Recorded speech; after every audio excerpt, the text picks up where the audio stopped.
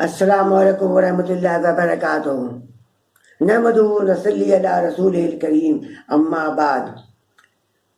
پوری دنیا میں، خاص طور پر ہندوستان، پاکستان اور بنگلہ دیش میں بہت سارے مرکز ایسے قائم کر دیے گئے ہیں، ایسے سینٹرز قائم کر دیے گئے ہیں جہاں دماغی خلل کے مریضوں کو اور نفسیاتی مریضوں کو لایا جاتا ہے، اور وہاں سینٹرز کے مرکز کے جو لوگ ہوتے ہیں وہ لوگ ان پر کچھ پڑھ کر پھونکتے ہیں، ان مریضوں پر پڑھ کر کچھ پھونکتے ہیں، قرآن شریف کی کچھ آیتیں پڑھ کر پھونکتے ہیں، اس کے بعد تشخیص کر لیتے ہیں، ڈائگنوسس کر لیتے ہیں کہ فلاں شخص پر جن سوار ہو چکا ہے، فلانا شخص پہ سحر ہو چکا ہے، یا فلانا شخص کو نظر لگی ہوئی ہے۔ یہ لوگ کیسے بتا دیتے ہیں؟ یہ کون سی ترکیب ہے، کون سا علم ہے کہ اس کا ڈائگنوسس کیا جا سکے؟ رسول اللہ صلی اللہ علیہ وسلم پر جب سحر ہوا، بخاری کی حدیث ہے، صحیح بخاری کی حدیث ہے کہ جب رسول اللہ صلی اللہ علیہ وسلم پر سحر ہوا تو آپ صلی اللہ علیہ وسلم کو بھی نہ پتہ چل سکا کہ ان کے ساتھ کیا معاملہ ہوا ہے۔ وہ تکلیف محسوس کرتے تھے، بہت سارے معاملات ان کے ساتھ ہوتے تھے جس سے ان کو تکلیف ہوتی تھی، لیکن وہ نہیں معلوم کر سکتے تھے، نہیں معلوم ان کو ہوتا تھا کہ میرے ساتھ کیا معاملہ پیش آ چکا ہے۔ 6 مہینے کے بعد 2 فرشتے نازل ہوئے آسمان سے، اور انہوں نے رسول اللہ صلی اللہ علیہ وسلم کو بتایا کہ آپ پر سحر ہوا ہے۔ اس کے بعد جبرائیل علیہ السلام تشریف لائے، انہوں نے رسول اللہ صلی اللہ علیہ وسلم پر ایک دم کیا، اور وہ کنویں میں جس میں سحر رسول اللہ صلی اللہ علیہ وسلم کے سحر زدہ بالوں کو پھینکا گیا تھا، چھپایا گیا تھا، ان بالوں کو نکالا گیا، اور جبرائیل علیہ السلام نے پھر سورہ قل اعوذ برب الفلق اور قل اعوذ برب الناس پڑھ کر ان سحر زدہ بالوں کو کھولا، تب آپ سحر سے آزاد ہوئے۔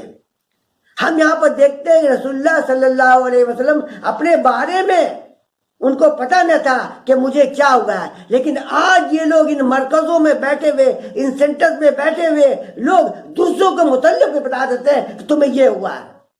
یہ کون سا علم ہے جو رسول اللہ صلی اللہ علیہ وسلم سے یہ لوگ آگے بڑھنے کی کوشش کرتے ہیں؟ رسول اللہ صلی اللہ علیہ وسلم سے بھی کیا یہ لوگ آگے بڑھ گئے ہیں؟ یہ لوگ کیسے بتا دیتے ہیں؟ کون سا علم ہے یہ؟ اس طرح کا علم بدعت ہے، بدعت ہے، بدعت کے سوا کچھ نہیں ہے۔ یہ رسول اللہ صلی اللہ علیہ وسلم سے آگے بڑھنے کی کوشش کرتے ہیں۔ یہ لوگ کاہن ہیں، یہ لوگ کاہن ہیں، کاہن ان کو کہا جاتا ہے۔ کاہن جو لوگ ہوتے ہیں وہ بتا دیتے ہیں کہ جو شخص غائب ہو گیا ہے وہ کب واپس آئے گا، کس سمت میں سفر کرنے سے فائدہ ہوگا، کون سا وہ مختلف ذریعہ اپنا کے بتا دیتے ہیں، یا کوئی یہ بیمار شخص اچھا ہوگا کہ مر جائے گا۔ یہ لوگ کاہن کہلاتے ہیں۔ اسی طرح یہ لوگ کاہن ہیں جو بتا دیتے ہیں کہ تم پہ جن سوار ہے، جو بتا دیتا ہے کہ تمہیں سحر ہو گیا ہے، جو بتا دیتا ہے کہ تمہیں نظر لگی ہے۔ یہ لوگ کاہن کے زمانے میں آتے ہیں۔ مسلم شریف کی حدیث ہے، مسلم شریف کی حدیث ہے کہ جو کسی کاہن کے پاس گیا اس کی 40 روز کی نماز قبول نہیں ہوگی۔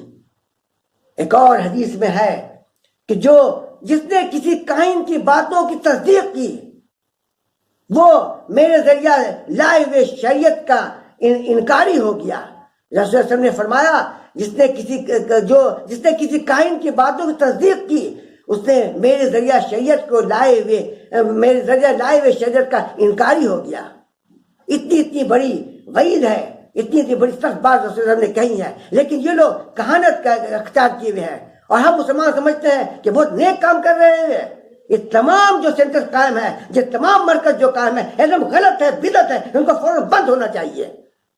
کوئی ترکیب ایسا نہیں ہے، کوئی علم ایسا نہیں ہے دنیا میں جس کے ذریعے آپ بتا سکیں کہ فلانا کو جن پکڑے ہوا ہے، فلانا پہ نظر ہو گیا ہے، فلانا پہ سحر ہو گیا ہے، فلانا پہ کسی قسم کی دوسری بیماری ہے۔ اس طرح کا کوئی عمل نہیں ہے، کوئی علم نہیں ہے۔